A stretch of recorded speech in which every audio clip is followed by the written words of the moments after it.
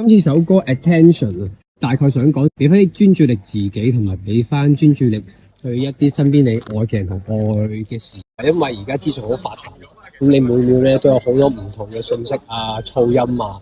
咁如果你要跟住所有呢啲咁樣嘅能量去走，咁其實你自己都應付唔到自己，你冇辦法專心，你冇辦法處理自己同處理身邊嘅嘢。所以呢首歌就係大概呢個意思。咁今次作詞就同 T-Rex 合作啦，我哋 rap 嘅部分就以呢個掃毒軟件為邏輯，希望幫大家 detox 下。我哋呢首新歌嘅 MV 所跳嘅舞蹈咧，都真係唔係咁簡單嘅事嚟嘅。我哋成隊人咧喺練舞嘅時候，發現咗一個秘訣，可以令到 popping 好睇啲，同埋勁啲嘅，就係嗌咗佢出嚟。咁樣出嚟咧就好似好大力，好似一個機械人咁樣噶啦。今次特登搵嚟 T-Show 幫我哋排呢個 popping 嘅 part 咧，咁我覺得係再加埋呢啲嗌出嚟嘅氣勢咧，應該到時現場都幾震撼嘅。即係大家可以放多啲 attention 喺我嘅舞姿度。你問我點樣可以攞到人哋嘅 attention， 就係你要非常之 attention 自己咯。仲會有話認真做嘢嘅男人最有型噶嘛？我覺得要增加呢個專注力，draw 到大家嘅 attention， 首先要識得拒絕一啲無效嘅消息。我會形容係將個專注力放喺個功嗰度啊，善用自己嘅時間，用自己嘅精力，令到自己喺嗰個功嘅層面可以一點一滴咁樣累積翻嚟。點樣去俾個 attention 落自己度？其實我覺得呢樣嘢係我最唔擅長嘅一樣嘢。我一直都覺得咧，因為我對於鏡頭或者係一啲公開場合，我都好緊張嘅。咁我覺得嗰個緊張就阻咗人哋睇到我嘅原因之一。所以我一直以嚟個課題都係點樣可以喺任何狀態都好自然咁表達到自己。我覺得做到呢樣嘢就有 attention。我覺得我哋其實做而家呢一個行業，其實都真係好需要大家 attention。我哋好彩，我哋出道都好多嘢令到大家 pay 咗好多 attention 落喺度啦。咁但係我諗可能成長咗之後諗嘅就係呢啲 attention 都要識得自己去分類咯，自己去消化呢唔同嘅 attention，因為實在有好多各方面嘅 attention。但係可能而家最重要嘅嘢係 pay attention on 你自己啦，因為而家現今社會網絡資訊太泛濫，太多嘢可以拎走我哋嘅 attention 啦，所以反而而家係要 focus 專心咯，冇俾啲嘢 distract。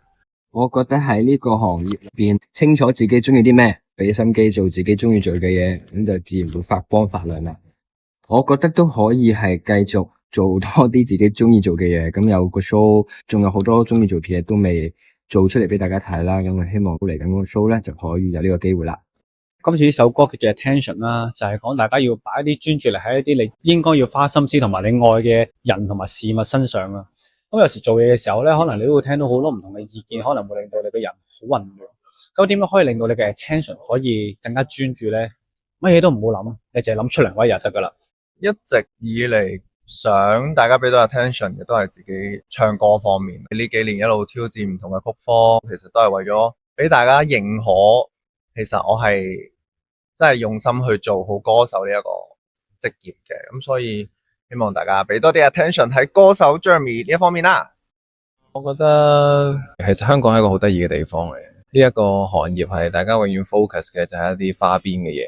咁但係我相信有好多歌手同演員，佢哋其實係 focus， 譬如可能想做好自己音樂啊，演好自己嘅戲啊。因為我覺得嗰啲先係有更加深意思嘅一啲意義喺入邊，有啲信息喺入邊，佢哋想帶俾大家嘅。所以我覺得嗰啲應該係觀眾應該多啲留意嘅地方。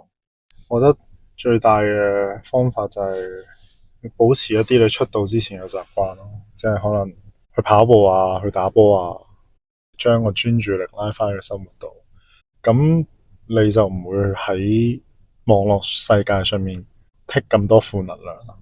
其實即係 artist 本身真正嘅價值喺邊度？即係我覺得有時可能 artist 佢嘅存在價值就係為咗娛樂大家，即係可能都係正面啲嘅嘢。咁可能大家睇呢一行都希望係開心嘅，咁可能有啲唔開心嘅人睇到我哋會開心嘅。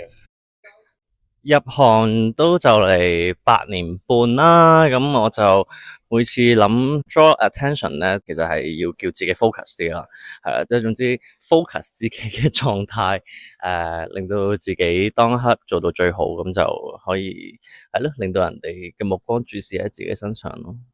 入行得越耐就進修同埋鍛煉嘅次數係越嚟越頻密啦。唱歌啦、跑步啦、游水啦、寫詞啦，所有嘢都係不停地練啦。make sure 自己一定要對得起自己出道咗8年嘅呢一個年份嘅一個 artist 咯。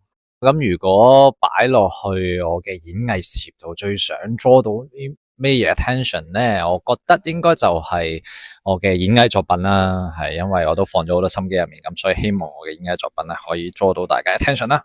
今年應該會有多啲作品俾大家面世俾大家睇嘅，因為即係喺而家呢個市道嚟講，真係算好好彩，我哋拍咗好多唔同嘅作品啦，包括電視劇又好啊，電影又好啊。咁最近又當然係5月1號嘅韓展啦，咁就希望大家多多支持啦。